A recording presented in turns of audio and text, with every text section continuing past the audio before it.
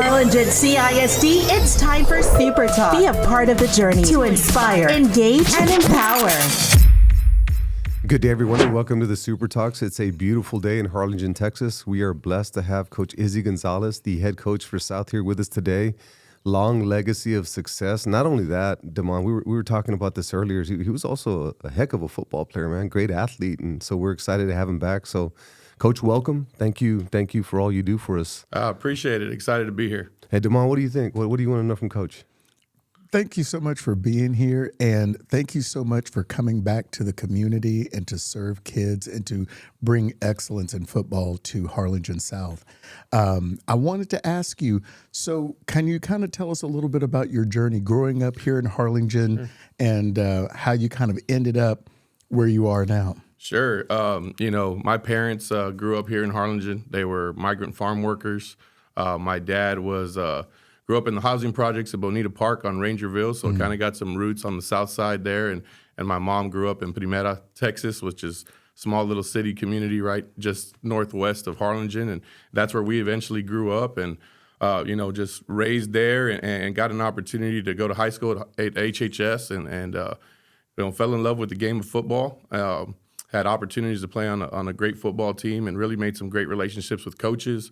A lot of mentors that I ran into, including Coach Manny Gomez, Coach Randy Creeders, just people that really made an impact in my life. So when that happened, I went to college. I went to Austin, and my path was, not the traditional path. Didn't do very well in school, and my dad was a very big disciplinarian. So as soon as he found out that I wasn't doing what I was supposed to be doing, it's like, you're coming home, right? So I came home, and he lived by the rule: if you're not going to school, then you're getting a job. So my dad was, at that time, he retired at 30 years of service at the fire department in Harlingen, and the fire service was hiring in FAR. So he said, you're going to go be a firefighter. You're 18. I was 19 at the time. He said, you're going to go apply for the fire department. So I was blessed, and I went and did that. And I actually graduated from the fire academy, and I did the fire department for 4 years. That's awesome. About 4.5 years of fire service. And then somewhere in that time, just realized, man, I really miss the game. I miss athletics. And, not wanting to let my dad down and the legacy, being a second-generation firefighter, I went and talked to my dad and said, hey, I think I want to go back to school. And, in true dad fashion, I said, well, I was waiting for you to catch up to what you were supposed to be doing. So went back and dedicated myself and ended up graduating from UTB. And I did 3 years and 2 years, went every summer session because I knew I had a goal. I was giving up a career to go back to school. So I knew I had a goal and I had to get there quick, So I dedicated myself and did that and luckily got a job starting off at the middle school in San Benito and ran into a real longtime friend, Coach Ray DeLeon, who's currently the DC and Wesco East, but was a defensive coordinator at HHS for a long time, and we were coworkers. And I ran into him at a baseball game, and he said, hey, Coach, we're working in San Benito? I said, yeah, man, I just got hired, doing this. He's like, well, I'm going to tell Manny. So Manny was actually one of my coaches when my senior year was rolling around in football. So he let Coach Gomez know, and before I knew it, Coach Gomez gave me a call and said, hey, man, you're coming back home. So, Wow. Spent 10 years there with them. The last couple was at offensive coordinator, and just realized it was time for me to leave the nest, if we want to say that, and kind of grow myself, and really wanted the opportunity to lead a program. Got the blessings from the coaches and my family, my wife, and the little small town of Lyford, Texas, had an opening for a head football coach and athletic director. So, I prayed about it, and I'll be real honest, it was a very tough decision. When you coach and play for a place like HHS, it's rooted in tradition. The team is always successful. The kids are bought into what's going on. And, you have that moment of, can I do this on my own, right? So, growing up with mottos like Cardinal Spirit Never Dies and mental toughness, extra effort, I knew that I had to have something that I could really lean on to say, hey, this is what I'm going to take and this is what I'm going to hang my hat on. So as I was sitting there and praying, God getting into the Word, I said, well, what's holding me back, from really wanting to take this jump? And ultimately, it was fear, right? Fear that maybe I'd go and wouldn't be successful, or fear that maybe I'm just part of this machine, and as soon as I'm removed from this machine, that machine's going to keep rolling. But what am I going to do? So prayed about it, and God kind of revealed to me, he's like, hey man, you just need to let that fear go. 365 times in the Bible it says, "Do not fear." I don't believe in luck. I believe in opportunity meeting God's will and preparation. So I told myself, hey, man, he's telling me something. That's one time for every day a year. So, I came up with the motto, no fear, all faith. And I jumped on that and I took that to Lyford and had success for 4 years. And, was waiting for the opportunity for South to come open because I knew eventually I wanted to come back home and was blessed with the opportunity. The job came open and was able to come back and do that. And glad to be back at Harlingen and HCISD. And I love South. It's a great place to coach and a great place to be, and just excited about the opportunity. So when you were a high school football player, Coach Gomez was a position coached. What position did you play? So I played in the secondary. Okay. Coach Gomez was one of the linebacker coaches. Okay. He also ran most of our special teams, so I was on several of the kickoffs and stuff like that. And you guys had a successful season. Oh yeah, we were an undefeated 12-1 team. We went to the third round, ended up losing to San Antonio Churchill. Okay. So we had a great time. It was a lot of memories. So most of the guys that I still hang out with are guys that I played football with, and got to really look up to several guys, Coach Creeders being one of them that really was our former AD here at HCSD. At the time, he was my defensive coordinator and, really opened up his house to us. And I learned a lot about coaching and relationship building through Coach Creeders. And then guys like Manny Gomez, as a young football coach, that guy had just come back from playing at Kingsville. He's a great person. And, he's given me a lot of opportunities in my life and extremely grateful to him. And he's like a big brother, and sometimes you have that sibling rivalry. Mm-hmm. But at the end of the day, we're brothers and we come back and we've always got each other's back. And it's a blessing to be able to work alongside somebody like Coach. So there's a lot of parents out there that have children involved in athletics and extracurriculars. And a lot of times you see the game, you see the W's, you see the losses, you see the practices, you see everything that goes in because it's a sacrifice as a family, but it's more than just the game. So I wanted the parents out there to hear from somebody that was successful as a student athlete. And what do you believe that you learned as a student athlete that continues to help you to this day? I think, there's so many lessons that you can learn from athletics, but the one that I kind of took with me and that's always stayed with me is leaning into adversity. I think there's such a problem in our generations now that when somebody's faced with adversity, they very quickly back up and say, hey, man, maybe this isn't for me. Or this is just becoming too difficult and I need to probably find another avenue. And football in general, athletics in general, but football especially taught us, things are going to be tough. And that's okay, because when things are tough, that's when we show up, and that's when we stay consistent. So I think that that life lesson of leaning into adversity really stayed with me for my whole life, and it's something that I try to make sure that our kids understand. We try to raise. We're not trying to just win football games. As a matter of fact, we don't really talk about winning that much. We talk about doing the right things and not get tired of doing the right things over and over. Because at the end of the day, there is going to be a reward, but it's not going to be in your timing, And I think most people, they want instant satisfaction now. In the day and age that we live in, the technology that we live with, instant gratification is huge. And we need to teach our kids to understand that, you got to reap before you sow. Mm-hmm. You gotta do the work, and it's going to take some time sometimes, and there's going to be some setbacks and some adversity. And if you get into that mindset of understanding that 75% of the people, when they meet adversity, they're going to quit. Mm-hmm. But if you keep that 25% that keeps pushing forward, that number is going to keep getting smaller and smaller and smaller. Before you know it, you're the last guy standing. And I think that's just something that athletics teaches, because it's a team effort too. It also teaches you collaboration. Nobody gets to where they're at on their own. I mentioned mentors like Coach Creeders and Coach Gomez, Monty Woodall, that passed away recently a couple years ago. He was a huge mentor for me, not just as a football coach, because I was a defensive guy. Coach Gomez, when I came over, said, "Hey man, you're going to go coach the offensive line." I said, "I don't know anything about the offensive line, but you're giving me a challenge. I'll go ahead and take it." Well, that was probably the best move that ever happened in my career.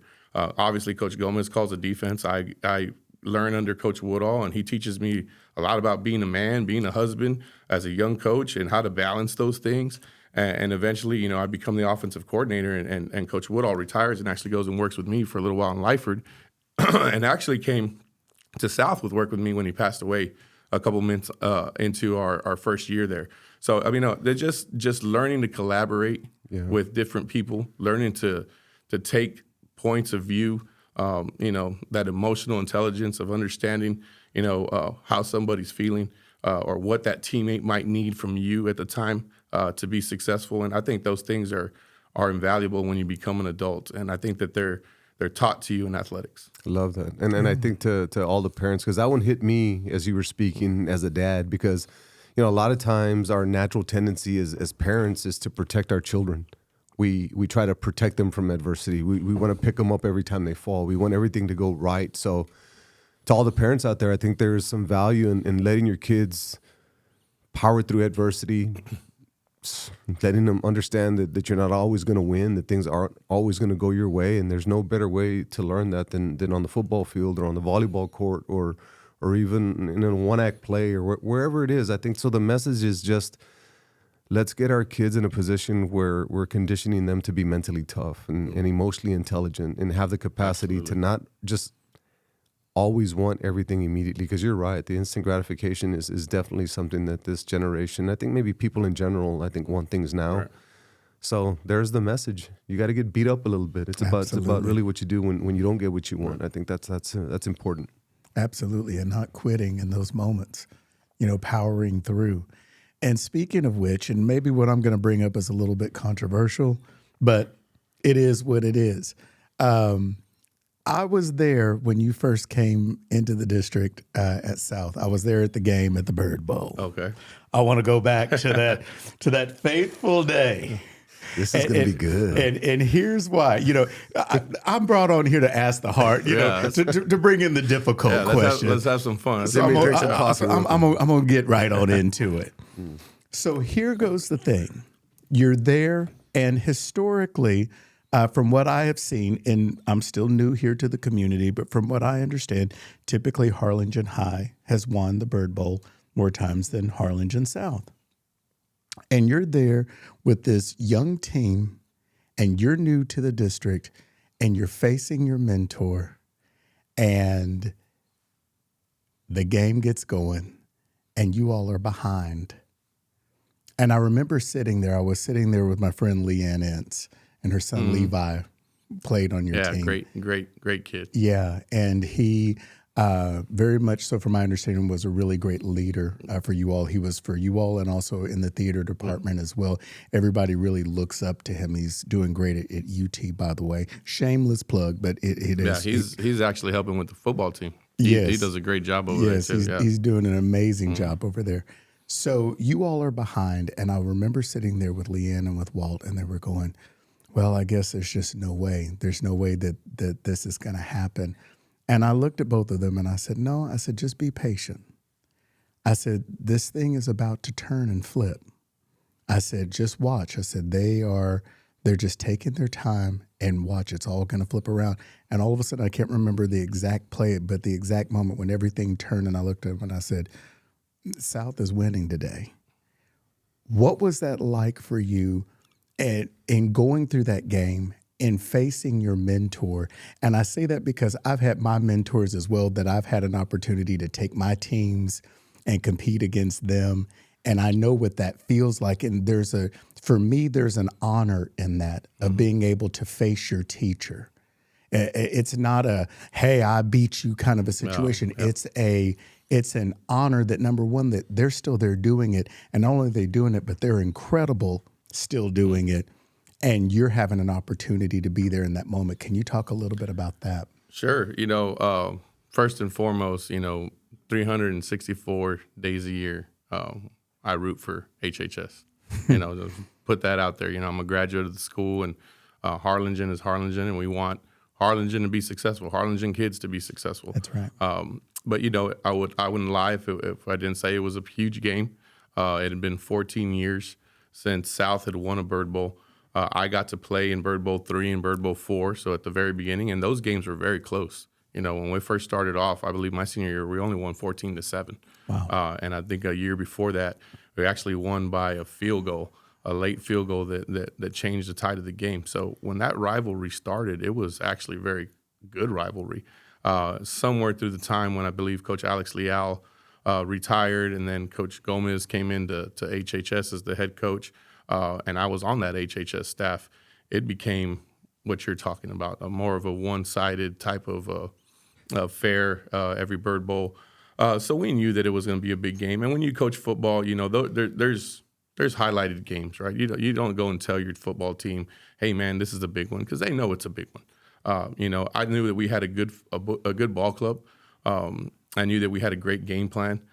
Being able to coach with those guys, I knew what their mentality was, just like they knew what my mentality was.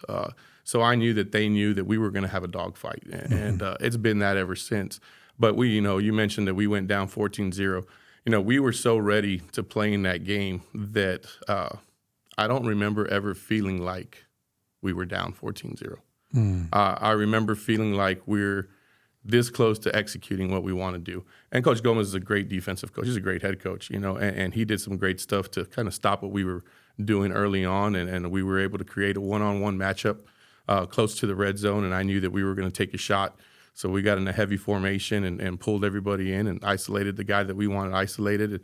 And, that ball could have been 50-50. If you go back and look at that highlight, for us, it's a picture in our dressing room, because, he goes up and he makes Ledesma for us goes up, and Elias makes a huge catch over a defender, and, we get on the board. And then our defense goes out there and creates a turnover, and then we go and punch one in, and we go into halftime, and it's 14-14. And as soon as we walked into halftime, watching our kids and the look in their eye, I knew that we were going to win the football game. I knew that we had to come out and execute and do what we needed to do. And in true Harlingen Cardinal fashion, and it came down to the last seconds. We had to recover an onside kick, and Mikey Gonzalez, a sophomore at the time, senior, just graduating this year, recovered a huge onside kick for us. And that was great. Coach Woodall had just passed away, like I mentioned, and his kids were there on the sideline with me. So a lot of emotions, but the class that coaching staff on the other side showed after that victory is probably the biggest memory that I'll have. So, we do our line and our handshakes, and, my compadre is on the other side, Clayton Creeders. I'm his son's a godfather, so he comes over, and every single coach and congratulating me and our staff, and that just shows a lot of class. But after that was done, my parents were on the field. So Coach Gomez has known my parents since I was a kid. It's actually, we talked about this last year when we were getting ready for Bird Bowl. My favorite Bird Bowl memory is the fact that I'm celebrating with my parents on the field, and, getting a little bit emotional, and like you said, just got to play against your mentor, and we're successful the first time ever doing it. And who comes strolling out is Coach Gomez. He didn't have to do that. He was with his team. They were in there. I'm sure they were distraught from losing the first time in a long time. And, but he had the class to come out and to talk to my parents and congratulate us. And I think that's probably one of the most precious moments that I'll remember on the football field at that Bird Bowl. Yeah. Wow. And that's got to be special, too, just thinking about it from Coach Gomez's perspective. You're one of his players. I mean, he kind of built you, taught you about, a lot of what right? With regard to offense, gave you opportunity to be his offensive coordinator, and you coached with him for an extended period of time, 10 years. Yeah, 10 years, yeah. So it wasn't a short stint. Yeah, the majority of my coaching career. And like I said, the vision that he had to say, you're not going to coach with me on the defense. You're going to go the other side. Yeah. I think, if being a young coach at the time, I would have been extremely satisfied coaching for Coach Gomez under his defense, and that's what I played. But he saw something different, and he said, no, you're going over there. And, years later, we talk about that now, and what a different trajectory it put me on. Yeah. And to me, I think that's just great leadership on his part. I've always said that if the people under you that you are mentoring or that you are leading, if they are not promoting under you, if they are not going further in their life under you, then what kind of a leader are you? Yeah. And the fact that he had that vision to help grow you in that way, and then for you to be on display in that way, I know for him that had to have been a really proud moment, because I know for my students that are now teaching that are very competitive in doing what I'm doing, and I'm proud of that. I don't take anything from them with that. I think that it's amazing, and I think that great teachers understand that their students should go further than where they ever were. If you're really teaching kids well, they eventually get to where you are and go further. It's almost like taking the baton and running further. It's the you know true, what I mean? The true essence of a father figure, right? There's only one man that on this earth that probably wants you to be better than him, and it's your father. And I had a great dad, but I had great mentors in my life. And Coach Gomez was one of them. Coach, like I mentioned, Coach Woodall. Something that we're really proud of that we've been able to live on with Coach Woodall's legacy is we run our powerlifting meet that's happening on the 17th. And we give away $4,000 of scholarships to Valley kids. It's not to Harlingen kids. It's to anybody that comes in and they write their essay about what they want to do with their college career and where they want to go. And in 2 short years, we've given away $8,000. And we've created our nonprofit organization to the Monty Woodall Foundation, and this year on the 17th we'll be giving away another $4,000. And I'm talking kids from McAllen have gotten this, kids from Mission have gotten this, kids from South, HHS, San Benito, Lyford, because we truly believe in what you're saying is that we need to push our kids to be better than we were. Right. And in the Hispanic culture, sometimes there's a lot of that not happening, and to be able to have a platform as a head coach does, that's something that you need to preach. And I don't say talk, I say preach, because it needs to be implanted in their head.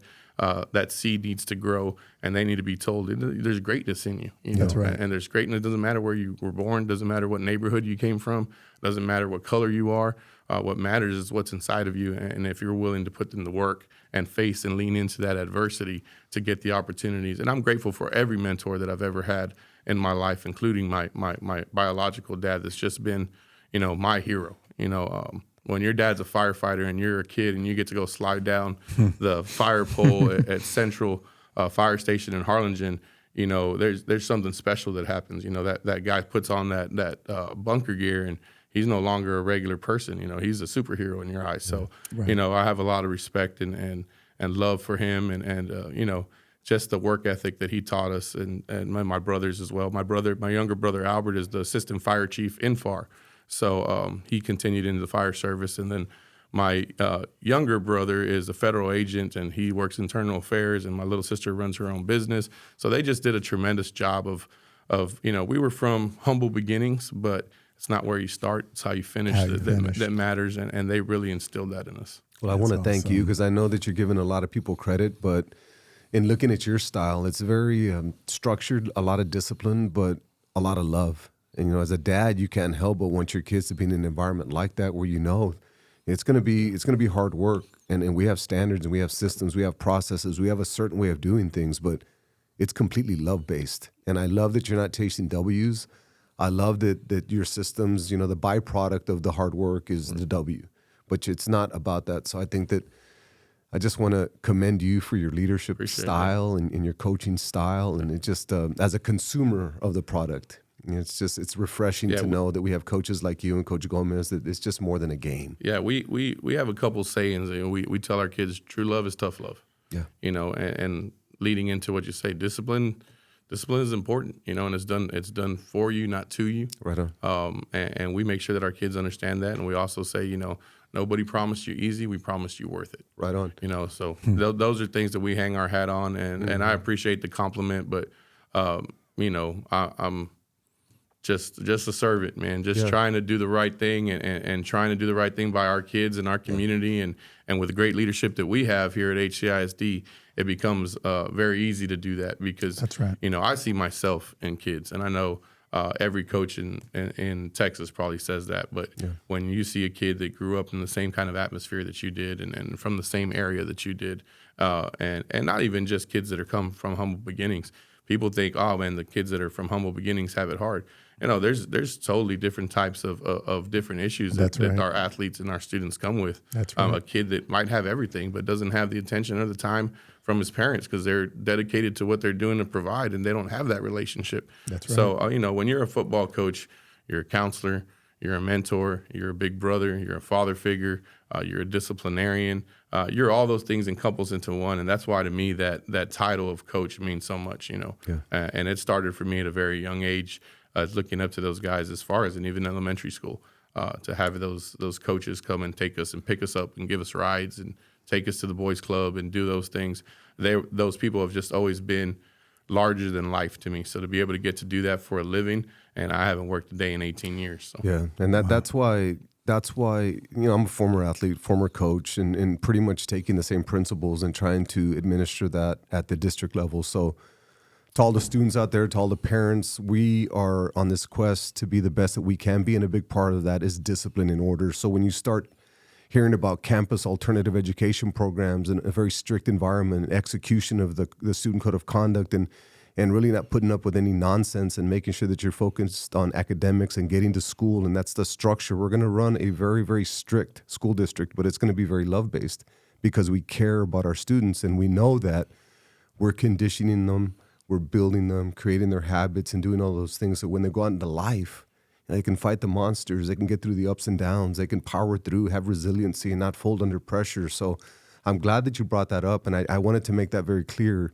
that in this district, it's very love-based, but the discipline is going to be something that's at the forefront before academics and everything else. But I know we're coming to the tail end of our Super Talks with Coach. He's got to get back to his busy schedule. Damon, anything before we break? Anything else that you want to say to the world, to the community, to your team, to your family? Yeah, anything that I'll leave the floor to you. Yeah, well, first and foremost, I'd like to thank my wife and my kids, right? Because being a coach takes a lot, and sometimes you're spending more time at work and with other people's kids than you do with your own. So to my wife, Selena, to my daughter, Ariel, to my son, Israel IV, and to my little baby, my little 4-year-old, Annalena, I couldn't do that without them because they're the reason, the true reason why I wake up every day and go do what I do. And to my athletes, they know how much I care about them. They know how much we invest together.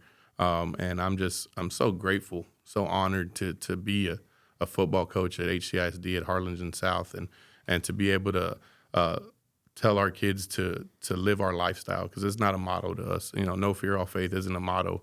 It's a lifestyle. And I think that when our athletes leave our campus and venture into life, they're going to be able to do exactly that, put fear aside and have faith in themselves, have faith in something greater than themselves. To be able to conquer and lean into those tough times and that adversity that's going to face everybody. And I think that if that could be our lasting legacy at Harlingen South, man, I could go home one day and say, hey, job well done, and those kids can go back and maybe say, hey, man, coach helped us out. Maybe it wasn't always the way we wanted it, or maybe he was tough on us, or maybe he let us know that, hey, we were wrong, but he did it with the right intentions. And that's my ultimate goal for my son to hear from somebody else as a grown adult, maybe when I'm gone, that, hey, man, your dad helped me. And I think that's what life's about, helping each other, putting each other in the right direction, redirecting each other when we're wrong, because nobody's perfect, including myself. And I'll say that out there, just because I lean on my faith doesn't make me a perfect person, and I'll never be a perfect person. None of us will. Right. But if we continue to try to strive to be the best person that we can be, I think our kids see that, and that eventually rubs off on them, and that's the ultimate goal for me. Well, there you go. That's one heck of a message for the world. No fear, all faith. Hope you enjoyed the Super Talks. Have a nice day.